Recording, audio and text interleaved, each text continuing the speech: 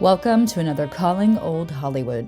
I'm creator and host Kat Lively, and today I'll be taking you to the filming location from 1950's In a Lonely Place, starring Humphrey Bogart and Gloria Grahame. Following the filming location, we'll be heading over to Beachwood Canyon to the former home of Humphrey Bogart, where he lived for about 7 years before he made it big with Casablanca. Here we are at the apartment complex that was so famously used in the film In a Lonely Place. The exterior can be seen multiple times throughout the film. In a Lonely Place was directed by Nicholas Ray, and it tells the story of Hollywood screenwriter Dixon Steele and his neighbor Laurel, who are just getting to know each other romantically when the police begin questioning Dixon about his involvement in the murder of a girl he met one time. Certain that her new love interest is innocent, Laurel stands by Dixon, but as the police continue pressuring him, Dixon begins to act increasingly erratically. The blossoming love affair suffers as Laurel begins to wonder if Dixon really might be a killer.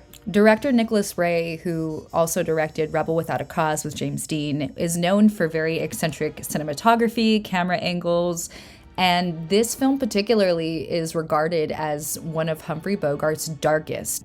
It's everything that film noir should be and everything it's made up of. We've got this mystery, we've got love, we've got this incredible plot, we've got this kind of maniacal, artistic screenwriter who everyone is questioning up until the end. Is he mad? Did he do it? Meanwhile, his love interest is over the moon about him, yet begins to doubt everything over the course of the film as everything unravels. It is an incredible film. I first saw the film In a Lonely Place when I was living in New York. I was fortunate enough to see it on the big screen at the MoMA, and hands down, it changed everything about film noir for me.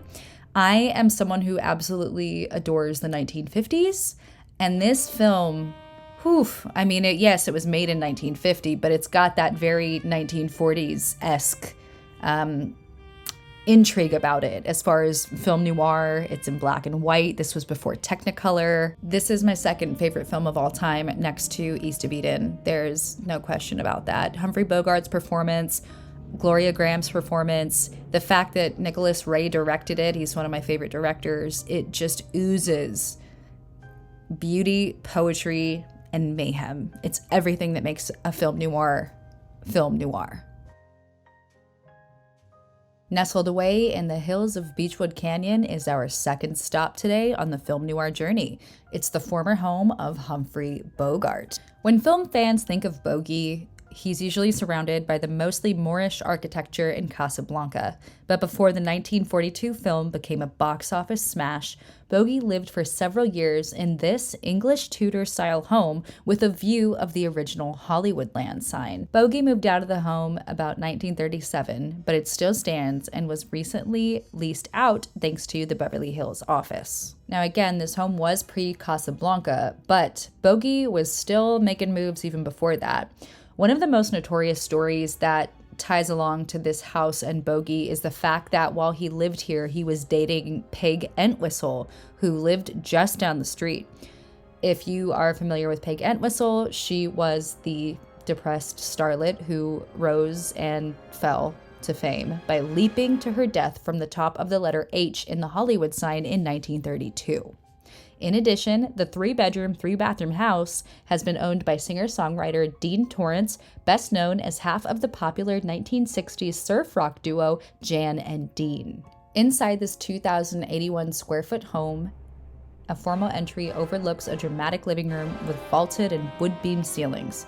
Its highlights include a 2-story stone fireplace, leaded glass windows, hardwood floors, French doors that open to an intimate veranda, a formal dining room, and vintage-style kitchen with Carrara marble countertops. An extra room can be used as an office den or 4th bedroom. The bathrooms have pedestal sinks, subway tile walls, and hex tile floors.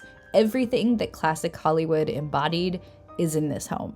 Obviously, as you can see, the property is walled and gated per privacy with flagstone patios, mature sycamore trees, and flowering gardens.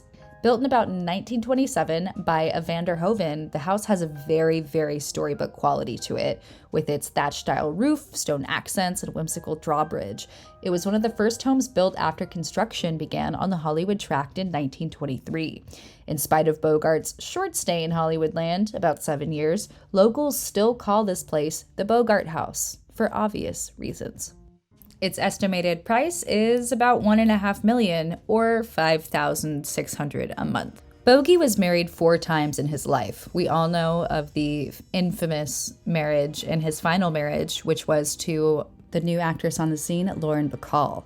Despite their 25-year age difference, they fell madly in love and they had 2 children together. Before all of that, there was then wife Mary Phillips.